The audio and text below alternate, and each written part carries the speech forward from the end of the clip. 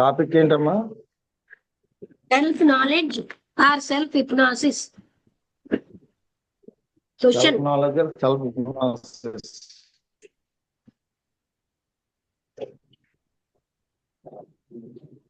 ఓం శ్రీ సద్గురుభ్యో నమః.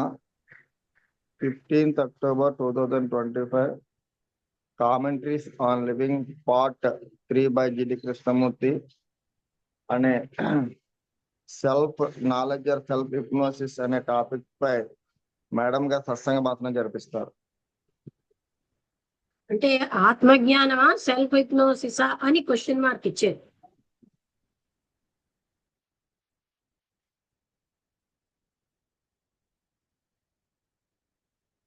రాత్రంతా వర్షం పడింది. మార్నింగ్ చాలా సమయం ఇప్పుడు సూర్యుడు ఆ హెవీ క్లౌడ్స్ ను వెనక్కి వెళ్ళిపోతున్నాయి. ఆకాశంలో ఏ కలరు లేదు, కానీ రెయిన్ అంటే ఆ వాన తడిపినటువంటి భూమి వాసన ఆ గాలి అంతా నిండిపోయింది. కప్పలు అవి అరుస్తున్నాయి రాత్రి అంతా ఒక రైముతో. అలా ఆహారం అంటే నిరంతరాయంగా పొద్దున్న అవుతూనే సైలెంట్ అయిపోయి ఆ ట్రీకి ఉన్నటువంటి ఆ కాండాలన్నీ డార్క్ గా ఎంతో ఎక్కువగా ఉన్న ఈ వర్షంతో అవి కడగబడ్డట్టుగా ఆకులు కూడా పరిశుభ్రంగా ఉన్నాయన్నమాట. డస్ట్ లేకుండా మళ్ళీ అంతటి ఆకుపచ్చతనంతో ఇంకా కొన్నాళ్లలో అవి ఉంటాయి. ఆ లాన్స్ కూడా చాలా ఆకుపచ్చగా ఉన్నాయి. అక్కడ పొదలు నెమ్మదిగా చిగురిస్తున్నాయి, అంటే పువ్వులతో ఉంటాయి. కొద్ది కాలంలో మళ్ళీ అన్నీ కూడా ఆనందంతో ఉంటాయి. ఆ వర్షాన్ని ఎంత స్వాగతిస్తున్నారు. అన్నాళ్ళు వేడిగా ఉన్నటువంటి డస్ట్ తో ఉన్న ఆ రోజుల తర్వాత వాన ఎప్పుడొస్తుందా అని స్వాగతిస్తున్నారు. ఆ హిల్స్ కి అంటే కొండలకి వెనకాలన్న పర్వతాలన్నీ కూడా చాలా దూరంగా లేనట్లేవు. గాలి అనేది వాటి నుంచి వస్తున్నది చాలా చల్లగా పవిత్రంగా ఉంది. అక్కడ చాలా పని ఉంటుంది, ఎంతో ఆహారం ఉంది. అండ్ అదే విధంగా ఎప్పుడో గతంలో ఆకలి అనేది ఉండేది, ఇప్పుడు ఏమి కూడా అంత ఆకలి కూడా లేదనమాట. అక్కడ పెద్దగా గోధుమ రంగులో ఉన్నటువంటి ఆ ఈగిల్స్ అంటే అదే ఏమంటారు వాటిని,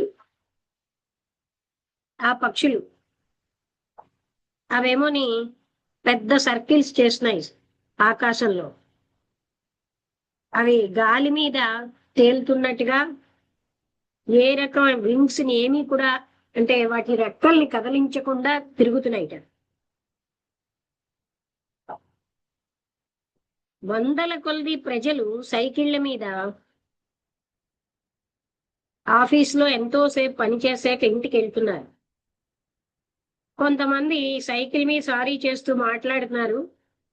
చాలా మంది సైలెంట్ గా చాలా అలసిపోయినట్టుగా ఉన్నారు.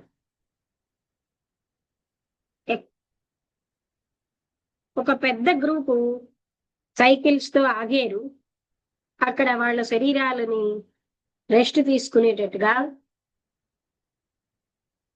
వాళ్ళేమోని అక్కడ వాళ్ళు కొన్ని రకాల విషయాలు మాట్లాడుకుంటున్నారు. దగ్గరలో ఒక పోలీసు వాళ్ళని చూస్తున్నాడు. ఆ మూల ఒక పెద్ద బిల్డింగ్ అన్నది అది కడుతున్నారనమాట. అది నెమ్మదిగా పైకి వెళ్తుంది. ఆ రోడ్ అన్నది గోధుమ రంగు ఆ గుంటలతో నీళ్లతో ఉంది. అక్కడ వెళ్తున్న కార్లు ఆ నీళ్ళని, ఆ డర్టీ వాటర్ ని స్ప్లాష్ అంటే చిమ్ముతున్నాయి. అవి దానివల్ల మనుషుల బట్టల మీద డార్క్ గా ఉన్న చిహ్నాలు పడుతున్నాయి. ఒక సైకిల్ మీద వెళ్లే వ్యక్తి ఆగాడు. ఒక సిగరెట్ అక్కడ అమ్మేవాడి నుంచి కొనుక్కున్నాడు. మళ్ళీ వెళ్ళిపోతున్నాడు ఆయన. ఒక పిల్లవాడు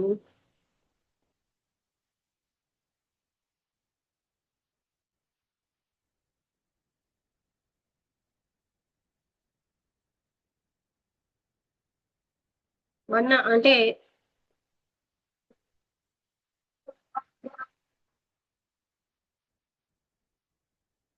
సైక్లిస్ట్ ఆగాడు. ఒక పిల్లవాడు అక్కడి నుంచి తన తల మీద ఓల్డ్ కిరోసిన్ టిన్ పెట్టుకుని, అది ఏదో ఒక రకమైనటువంటి ద్రవంతో నిండి ఉంది. ఆయన అక్కడ ఆ న్యూ బిల్డింగ్ చుట్టూరా పనిచేస్తున్నారు. అది ఇంకా కన్స్ట్రక్షన్ లోనే ఉందన్నమాట.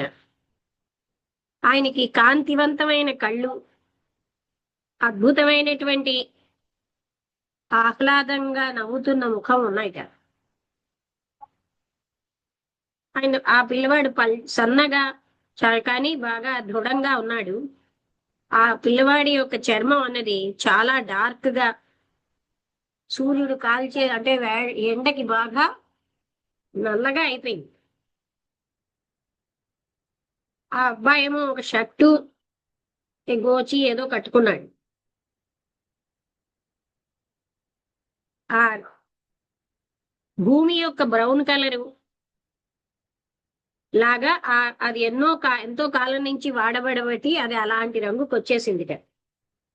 ఆ పిల్లవాడి తల అన్నది బాగా షేప్ అయ్యి అంటే మంచి తీర్చిదిద్దబడి ఉంది. ఆ అబ్బాయిలో ఆయన వాక్లో ఒక రకమైన గర్వం ఉంది.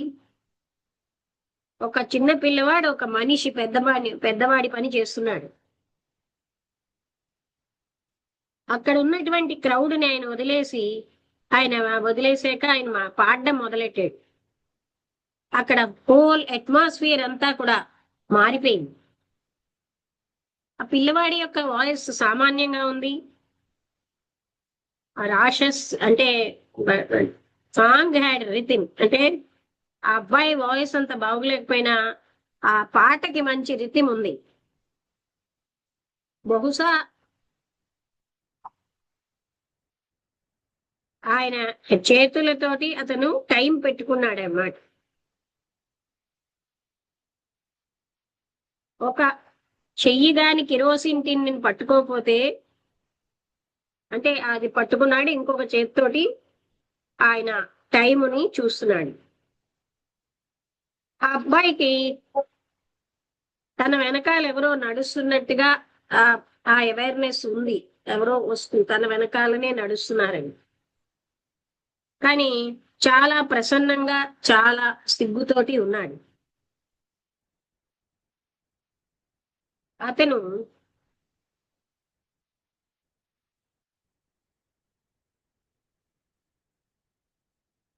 అతనికి అక్కడ ఏ రకమైనటువంటి అట్మాస్ఫియర్ లో ఉన్నటువంటి విచిత్రమైన మార్పులు ఏమీ పట్టించుకోవట్లేదు. ఆ గాలిలో ఒక ఆశీర్వాదం ఉంది. అంతటినీ కవర్ చేసే ఒక ప్రేమ ఉంది. ఒక రకమైన జెంటిల్నెస్, సింపుల్ గా ఉన్నది ఆ గాలిలో ఉంది. ఏ రకమైనటువంటి లెక్కింపులు లేకుండా నిరంతరం ప్రవహించే మంచితనం, వికసించే మంచితనం ఉంది. సడన్ గా ఒక్కసారిగా అబ్బాయి ఆగిపోయాడు. ఒక్కసారిగా వెనక్కి తిరిగి పాడుతూ ఒక కొంచెంగా పాడైనటువంటి హట్టు దగ్గరికి వచ్చాడు. అది కొంచెం దూరంలో ఉంది, ఆ రోడ్డుకి వెనకాల. ఇట్ వుడ్ సూన్ బి మళ్ళీ వర్షం పడేటట్టుగా కూడా ఉంది.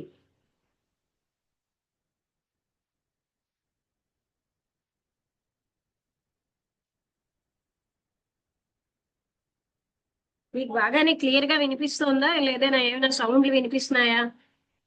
శ్లోకాలు అవి బాగానే ఇక్కడేవో వినబడుతుంది. చదువుతున్న మంత్రాలు. ఏమి వినబడట్లేదమ్మా, మీ వాయిస్ వినబడుతుంది. సంతోషం. ఆ బాగానే విజిటర్ ఏం వినిపిస్తుందమ్మా, బాగానే చెప్పాడంటే వినిపిస్తుంది. ఆయన ఒక గవర్నమెంట్ పొజిషన్ తీసుకున్నట్ట. ఎంతవరకు అంటే వీలైనంత వరకు బాగానే చేశాడు. ఆయనకి ఫస్ట్ క్లాస్ ఎడ్యుకేషన్ ఇంట్లోని విదేశాల్లో దొరికింది. ఆయన చాలా ఉన్నతంగా వెళ్ళగలడు. ఆయన వివాహం అయింది ఆయనకి. ఆయన ఏం చెప్పాడంటే 2 పిల్లలు ఉన్నారు. జీవితం చాలా ఆనందదాయకంగా ఉండి జయం అన్నది తప్పనిసరిగా ఉంది. ఆయనకు ఒక ఇల్లు ఉంది, అందులోనే వాళ్ళు జీవిస్తున్నారు. తన పిల్లల కోసం ఆయన డబ్బులు కూడా పక్కన ఉంచాడు, ఆయన పిల్లల చదువుల కోసం. ఆయనకి సాంస్క్రిట్ తెలుసు, ఎన్నో మతపరమైన సాంప్రదాయాలు తెలుసు. అన్ని విషయాలు చాలా ప్లెజెంట్ గా జరుగుతున్నాయి. ఆయన ఏమన్నాడంటే ఒకరోజు ఆయన లేచేసరికల్లా చాలా పొద్దున్నే ఆయన స్నానం చేసి కూర్చున్నాడు మెడిటేషన్ కి. తన కుటుంబం ముందు నైబర్స్ కూడా ఉన్నారు, పైన ఉన్నారు. ఆయనకి చాలా రెస్ట్ తో ఉన్న నిద్ర ఉన్నా సరే ఆయన మెడిటేట్ చేయలేకపోయాడు. సడన్ గా ఆయనకి ఏంటంటే తన జీవితం అంతా మెడిటేషన్ లో గడపాలని ఒక విచిత్రమైన కోరిక వచ్చింది.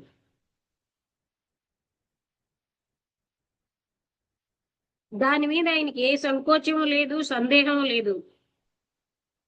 ఆయన మిగతా సంవత్సరాలన్నీ మెడిటేషన్ ద్వారా ఏం పొందగలనో అది పొందాలనుకున్నాడు. ఆయన భార్యకి చెప్పాడు, ఆయన 2 పిల్లలకి చెప్పాడు. వాళ్ళు కాలేజీలో ఉన్నారు. ఆయన ఒక సన్యాసి అయిపోతానండి.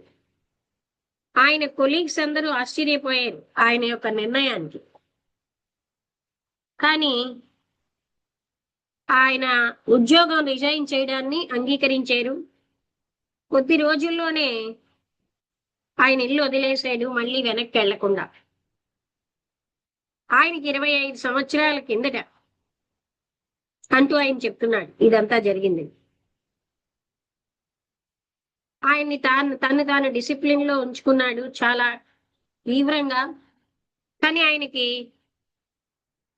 సులువైన జీవితం తర్వాత చాలా కష్టం అనిపించింది. ఆయనకి చాలా కాలం పట్టింది కంప్లీట్ గా తన ఆలోచనల్ని మాస్టర్ చేయడం, ఆయన భావావేశాలని. అవి ఆల్రెడీ ఆయనలో ఉన్నది. ఫైనల్ గా ఆయన బుద్ధుడి యొక్క విజన్ ని పొందేది, కృష్ణుణ్ణి కూడా చూసేది. ఆయనకి వాళ్ళ యొక్క సౌందర్యం చాలా ఉత్సాహంగా అనిపించింది. చాలా రోజులు ఆయన ట్రాన్స్ లో ఉన్నట్టుగా ఉండిపోయాడు.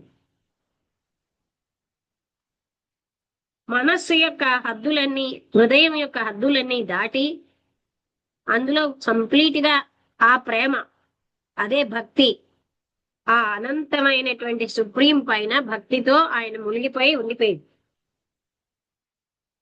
అక్కడున్న విలేజెస్, జంతువులు, చెట్లు, గడ్డి అవన్నీ కూడా చాలా జీవంతంగా ఉన్నాయి, ప్రకాశవంతంగా.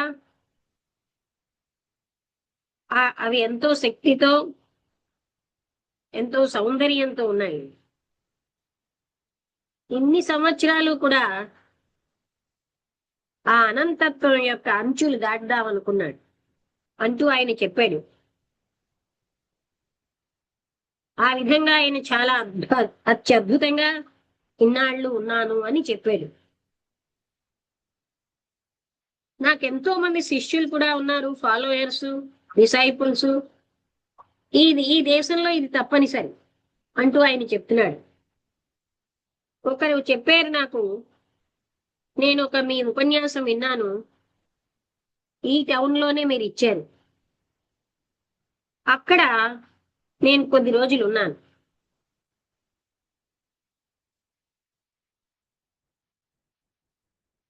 నేను ఆయన చెప్పినది వినాలి అనే ఆయన్ని సంతోష పెట్టడానికే నేను వినడం మీద ఆసక్తి కన్నా ఆయన చెప్పింది పాటించాలి అనే ఆసక్తితో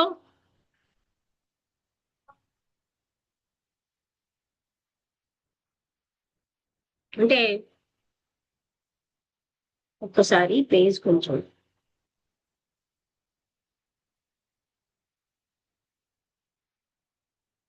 ఆ విధంగా చెప్పిన ఆయనని సంతోషపరచడానికి స్పీకర్ని వినడం కంటే అతన్ని సంతోషపరచడమే నాకు ఎక్కువ అనిపించింది.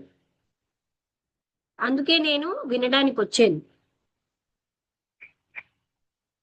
నేనేమో మీ యొక్క ఉపన్యాసానికి వెళ్ళాను. నేను చాలా ఇంప్రెస్ అయ్యాను మీరు చెప్పిన దాంతో. ఒక ప్రశ్నకి ఆ సమాధానంగా ధ్యానం మీద మీరు చెప్పారు. మీరేం చెప్పారంటే, సెల్ఫ్ నాలెడ్జ్ అనేది లేకపోతే అది మెడిటేషన్ అనేది సెల్ఫ్ హిప్నాసిస్ అన్నమాట. తన్ని తాను హిప్నోటైజ్ చేసుకోవడమే.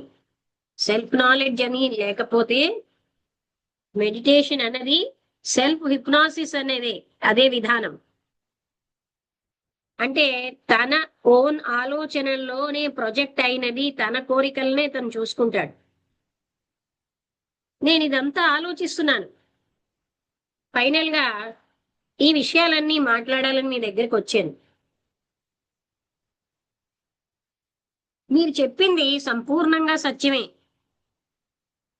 ఇది నాకు గొప్ప షాక్ అయింది.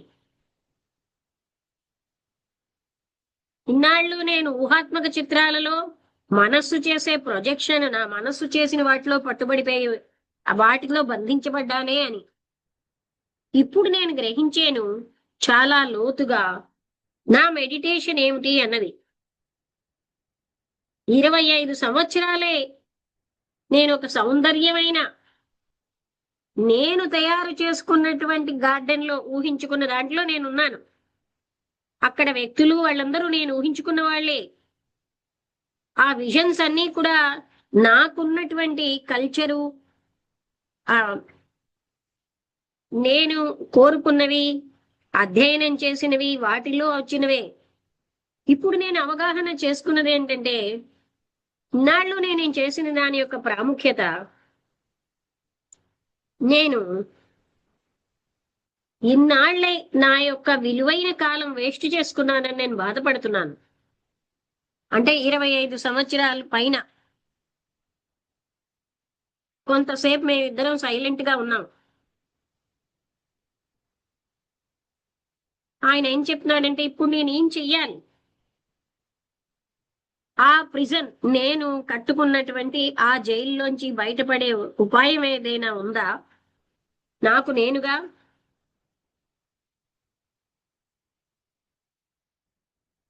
నేను నా మెడిటేషన్ లో చూసినవన్నీ కూడా అదే డెడ్ ఎండ్.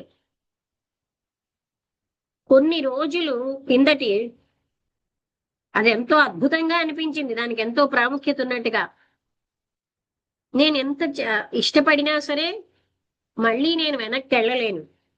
అదంతా కూడా మనస్సు ఊహించుకున్న భ్రాంతి, అది మనస్సులోంచి వచ్చిన ప్రేరణ. ఈ ముసుగులు, ఈ భ్రాంతి అన్న ముసుగులన్నిటితోటి నేను ఛేదించుకుని బయటకి రావాలనుకుంటున్నాను. మైండ్ చేత చెయ్యబడిన వాటిలోని నుంచి ఛేదించుకుని బయటకు రావాలనుకుంటున్నాను. మీకు ఐడియా ఉండదు, ఇన్నాళ్ళు నేను లాస్ట్ 2 రోజులుగా నేను ఏ విధంగా ఉన్నాను అన్నది. నేనెంతో జాగ్రత్తగా కట్టుకున్న నిర్మాణం బాధాకరంగా 25 సంవత్సరాలే కట్టుకున్న ఆ నిర్మాణానికి అర్థమేమీ లేదు. నాకేమనిపించిందంటే మళ్ళీ నేను మొదలెట్టాలి, నేను ఎక్కడి నుంచి మొదలెట్టాలి అని ఆయన అడిగారు. అర్థమైందండి ఇది ఎంతాను.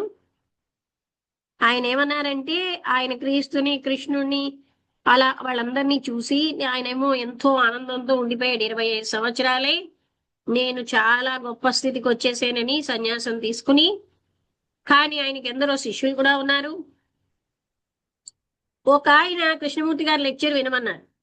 సరే ఆయన అన్నాడు కదా అని వచ్చారు లెక్చర్ మీద ఇంట్రెస్ట్ కంటే. కానీ లెక్చర్ విన్నాక అలా కొన్నాళ్ళు అక్కడ ఉండి ఆయన విన్నాక ఇన్నాళ్ళు నేను ఏదో చూసానన్నది నా మనస్సులో నేను నిర్మించుకున్నవే నేను చూశాను, వాటికి ఏమీ అర్థం లేదన్నది నీకు తెలిసి అవన్నీ 25 years అయితే ఉన్నటువంటి దాంట్లోంచి ఒక్కసారిగా అదంతా కూలిపోయింది.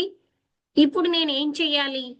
నాకైతే మళ్ళీ ఆ పాత మానసికంగా నేను నిర్మించుకుని వాటిలోకి వెళ్ళాలని లేదు. నేను ఎక్కడ మొదలెట్టాలి?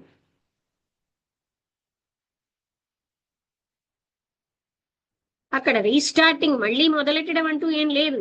కేవలంగా ఫాల్స్ గా చూస్తే అదే అవగాహనకి నాంది కాదా? మళ్ళీ మొదలెట్టడం అంటే మళ్ళీ మరో భ్రాంతిలో పట్టుబడమే, బహుశా వేరే విధానంతో. మన్ని బంధించేదన్నది ఏదో పొందాలన్న కోరిక, ఏదో ఫలితం కావాలన్న కోరిక. కానీ మనం అది గాని గ్రహించితే మనం ఒక సెల్ఫ్ సెంటర్డ్ గా ఉన్న ఫీల్డ్ లోనే మనం ఏదో కోరుతున్నాం. ఏదో పొందాలన్న అచీవ్మెంట్ అంటే ఏదో పొందేద్దామన్నది అక్కడ ఉండకూడదు. ఫాల్స్ గా చూడడం, సత్యాన్ని సత్యంగా చూడడమే జ్ఞానం.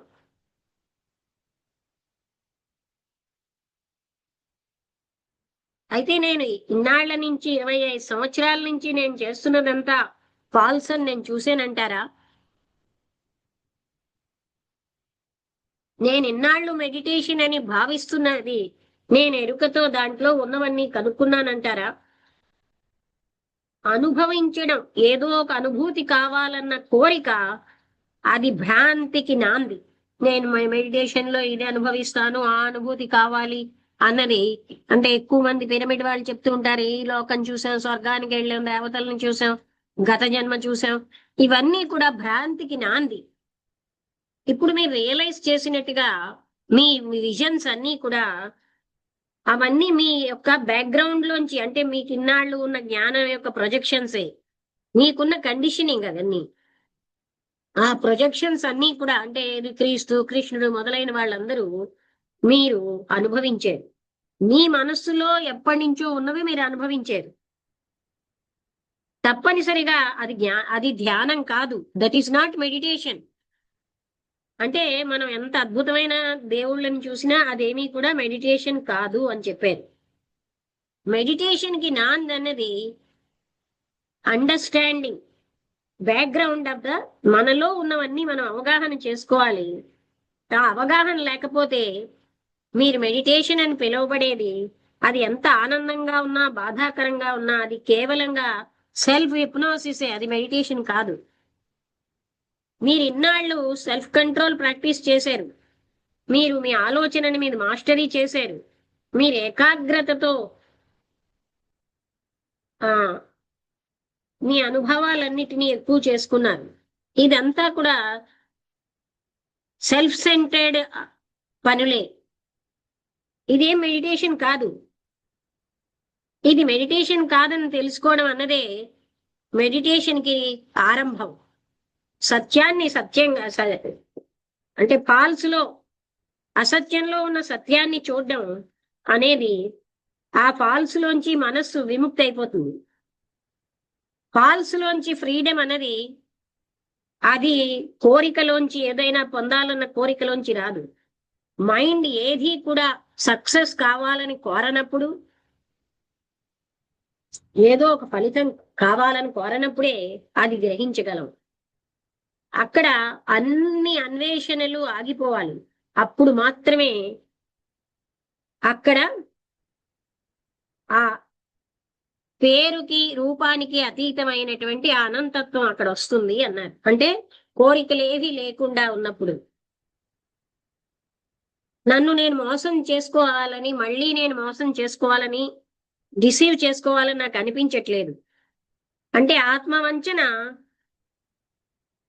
ఏ కోరికైనా ఏదైనా బంధం ఉన్నా అది తప్పనిసరిగా ప్రిజుడిస్ ఉన్నా అనుభూతి కావాలనున్నా అది తప్పనిసరిగా ఉంటుంది.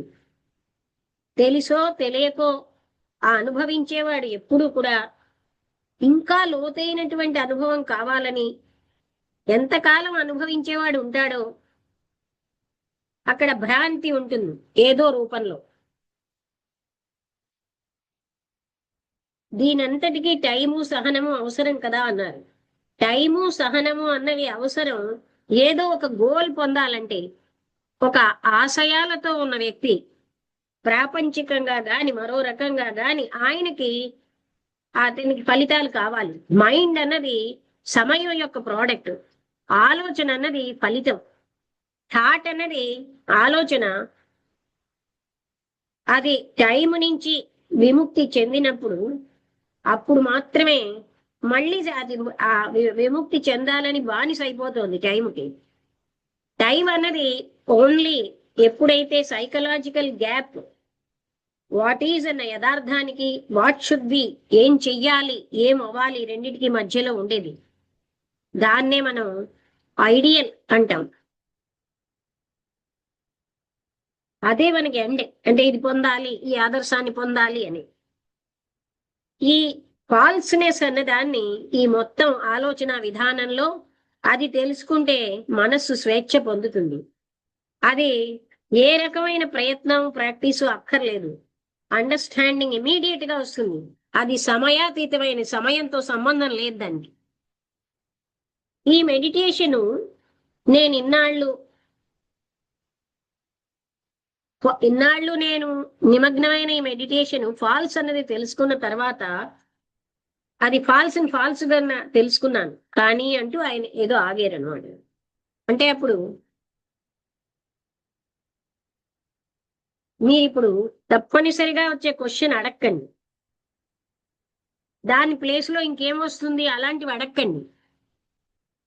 ఫాల్స్ అన్నది ఎప్పుడైతే పడిపోయిందో అక్కడ ఫ్రీడమ్ ఉంటుంది.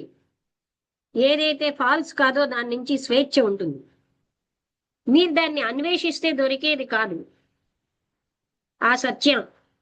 ఫాల్స్ ద్వారా సత్యాన్ని మీరు అన్వేషించలేరు. ఫాల్స్ అన్నది స్టెప్పింగ్ స్టోన్ సత్యానికి కాదు. అంటే ఫాల్స్ అంటే అసత్యం లేదా భ్రాంతి, అదంతా కూడా సంపూర్ణంగా పోవాలి, పోలికతో కాదు. అక్కడేం కంపారిజన్ ఫాల్స్ కిను సత్యానికి లేదు. వైలెన్స్ కి ప్రేమకి రెండింటినీ మనం పోల్చలేము. హింస అన్నది ఆగిపోయినప్పుడు ప్రేమ అన్నది ఉంటుంది. సెసేషన్ ఆఫ్ వైలెన్స్ అంటే వైలెన్స్ ఆగిపోతే అది సమయాతీతమైనది, అది సమయంతో సంబంధం లేదు. ఫాల్స్ గా తెలిసినప్పుడు ఆ ఫాల్స్ అంతమైపోతుంది. మైండ్ అనేది ఎంటీ అయిపోనింది and not filled with the things. మనస్సుకు సంబంధించిన విషయాలతో నింపుకోకండి. అంటే దాన్ని అలాగే ఎంటీగా ఉంచండి. అలాంటప్పుడు అదే మెడిటేషన్. అండ్ ఆ మెడిటేటర్ అన్నవాడు అక్కడ ఉండడు. మెడిటేట్ చేస్తున్న మెడిటేటర్ ఉండడు. నేను ఇన్నాళ్ళు ఆ మెడిటేటర్ తోటి, అన్వేషించే వాడితోటి, ఆనందించే వాడితోటి నన్ను నేను నింపేసుకున్నాను. నేను ఒక ప్లెజెంట్, ఒక ఉద్యానవనం నా ఓనుగా నిర్మించుకున్నాను. అండ్ అందులో నేను బంధితుడిని అయిపోయాను. ఇప్పుడు నేను చూస్తున్న ఫాల్స్నెస్ అన్నది చూశాను, జిమ్గా చూస్తున్నాను కానీ నేను చూస్తున్నాను అని ఆయన ముగించారు. చూసారా ఎంత ముఖ్యమైన విషయం చెప్పారు. అంటే ఇన్నాళ్ళు పాప 25 ఏళ్ళు అయినా కృష్ణుడు, రాముడు, క్రీస్తు మొదలైన వాళ్ళందరినీ చూసి తాను చాలా గొప్ప స్థితిలో ఉన్నాను అని ఆనందపడుతూ ఉండిపోయాడు. నా 25 సంవత్సరాల టైం అంతా వేస్ట్ అయిందని ఆయన ఫీల్ అయ్యి ఇప్పుడు అంటే ఆయన కృష్ణమూర్తి గారు ఏం చెప్పారు, అసత్యాన్ని అసత్యంగా చూడగలిగితే సత్యం ఉంటుంది అక్కడ. ఇదంతా అసత్యం అని ఆయనకు తెలిసాక అక్కడ ఏముంటుందని అడక్కండి. అక్కడ ఉండేది సత్యం, దానికి పేరు లేదు. అర్థమైందా నారాయణ గారు? మీకు అర్థమైందా? చెప్తారా? టైం ఉందా?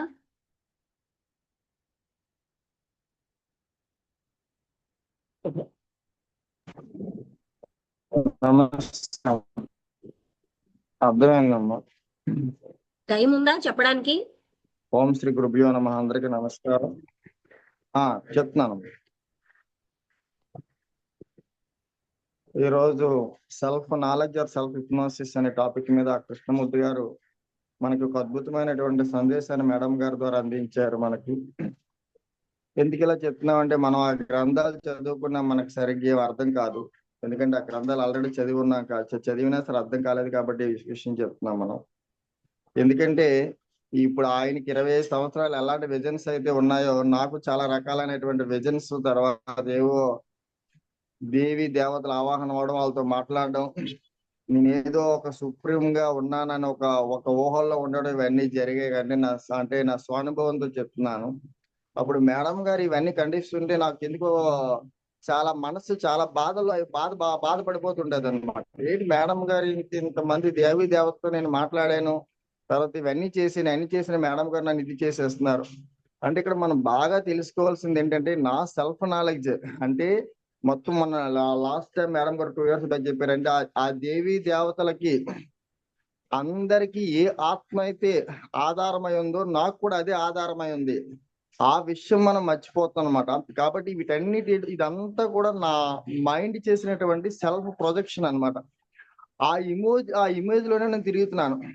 ఆ తిరగడం వల్ల మనకి ఏటవుతుందంటే, ఇదేదో చాలా గ్రేట్ అనిపిస్తుంది అనమాట. అప్పుడు మేడం గారు, ఇప్పుడు చూడండి, జిడ్డి కృష్ణమూర్తి 25 సంవత్సరాలు ఆయన భార్యని పిల్లలను వదిలేసి 25 సంవత్సరాలు ఒక సన్యాసం తీసుకుని 25 సంవత్సరాలు ధ్యానం చేసి ఏదో కృష్ణుణ్ణి, బుద్ధుణ్ణి, జీసస్ ని వీళ్ళందరి అనుభూతులు పొంది ఇదేదో చాలా గ్రేట్ గా ఉన్నానని చెప్పి అనుకున్న తర్వాత కృష్ణమూర్తి గారి యొక్క టాక్స్ విని అంటే ఆయనకి ఏమనిపించింది, ఇంతవరకు నేను 25 సంవత్సరాలు నేను చేసినటువంటి సాధన అంతా వ్యర్థం అని చెప్పి అడిగితే, అప్పుడు కృష్ణమూర్తి మళ్ళా నేను సాధన ప్రారంభించాలంటే అవసరం లేదు, సత్యాన్ని సత్యంగా చూడడం, అసత్యాన్ని అసత్యంగా చూడడం. ఇది ఎందుకంటే ఇది రావడం చాలా చాలా కష్టం అండి. అంటే నేను అసత్యంలో, నేను ఫాల్స్ లో ఉన్నానో ముందు తెలియబడాలి. మన మనసు ఏం చేస్తుందంటే తెలియబడనివ్వదు మనకి. అలాగ అందులోనే గానుకి చుట్టూ దాన్ని ఎందులో తిప్పినట్టు మనల్ని తిప్పుతుంది. కాబట్టి అందులోంచి ఎప్పుడైతే మనకి బయటకు వచ్చామో, ఇంకోటి ఏంటి, మనకి ఏంటంటే ఎప్పుడు కూడా మనం అంటే వాట్ వుడ్ బి మన అంటే ఉన్న యథార్థం మనకు అర్థం కాదు. ఎందుకంటే మనం ఉన్న స్థితి మనం ఏటో అవ్వాలి. ఈ రెండింటికి మధ్య ఎప్పుడు నిరంతరం సంఘర్షణ ఉంటుందండి. ఈ సంఘర్షణ ఏంటవుతుందంటే, అన్ని అన్వేషణలు ఆగిపోయినప్పుడు అప్పుడు మాత్రం మనకు అవగాహన అవుతుంది తప్ప అంతవరకు మనకు అవగాహన అయ్యేటువంటి అవకాశమే లేదు. ఎందుకంటే మన మనసు ఎప్పుడు కూడా ఏంటవుతుందంటే ఇంకేటో అవ్వాలి